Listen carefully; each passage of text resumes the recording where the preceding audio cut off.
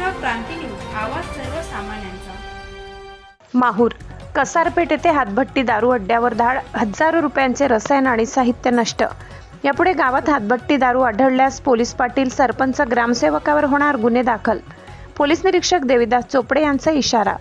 माहूरचे police निरीक्षक देविदास चोपडे यांनी तालुक्यातील मौजे कासारपेठ येथील शेतात असलेल्या गोठ्याच्या समोरील लिंबाच्या झाडाखाली हातभट्टी दारू काढण्यासाठी जमविलेले रसायन, मोहफूल व इतर साहित्य धाड टाकत एकूण 25,000चा मुद्देमाल नष्ट करून एका शेतमालकाविरुद्ध गुन्हा दाखल केल्याची घटना दिनांक 11 रोजी दुपारी 12:30 सुमारास घडली आहे।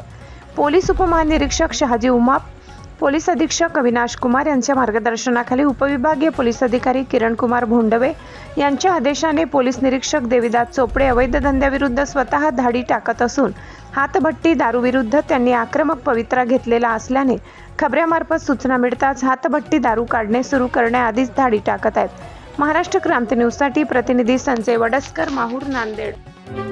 अशाच नवनवीन बातम्या पाहण्यासाठी आमच्या महाराष्ट्र क्रांती न्यूज या YouTube चॅनलला लाईक करा, सबस्क्राईब करा आणि बेल आयकॉनला प्रेस करा।